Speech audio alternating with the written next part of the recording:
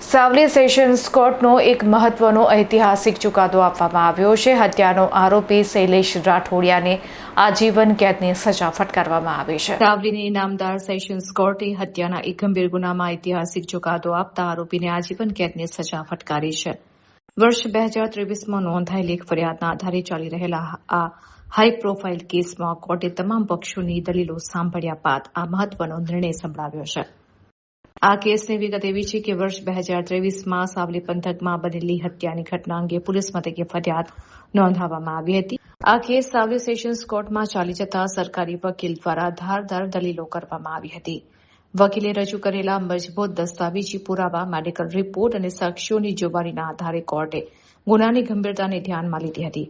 પરિણામે નામદાર કોર્ટે મુખ્ય આરોપી શૈલેષ રાઠોડિયાને હત્યાના ગુનામાં કસૂરવાર ઠેરવીને આજીવન કેદની સખત સજા ફટકારી છે। આ ઉપરાંત કોર્ટ દ્વારા આરોપીને યોગ્ય દંડ ફટકારવામાં આવ્યો છે અને ભોગ બનનાર પક્ષને આર્થિક વળતર ચૂકવવાનો પણ કડક હુકમ કરાયો છે।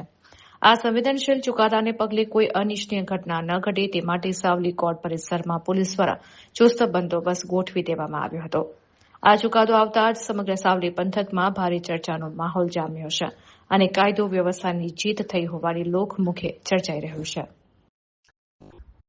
સાવલી પોલીસ સ્ટેશનમાં તારીખ 14/10/2023ના રોજ નોંધાયેલી ફરિયાદના બનાવમાં આરોપી શૈલેષભાઈ જયંતિભાઈ રાઠોડિયાનાએ ગુજરનાર કિરણભાઈ રાજુભાઈ વસાવાના એ આરોપી શૈલેષને એવું જણાવેલ કે તું મારા બનેવી બિટ્ટુને ગાળો કેમ બોલે છે, જેથી આરોપી શૈલેષનાએ ઉશ્કેરાઈ જઈ ગુજરનાર કિરણને માથામાં વાંસનો બંબુ મારી દેતા ગુજરનાર કિરણ બેભાન થઈને પડી ગયેલો, જેને સારવાર માટે સરકારી દવાખાનામાં દાખલ કરેલો। જે બનાવના 3 દિવસ બાદ ગુજરી જતા ગુજરનારના પિતાએ સાવલી પોલીસ સ્ટેશનમાં ફરિયાદ આપેલી। જે બનાવનો કેસ નામદાર સાવલીની સેશન્સ કોર્ટમાં એટ્રોસિટી કેસ નંબર 12/2023થી ચાલી જતા નામદાર કોર્ટ દ્વારા આરોપી શૈલેષભાઈ જયંતિભાઈ રાઠોડિયાને કસૂરવાર ઠેરવી ખૂનના ગુનામાં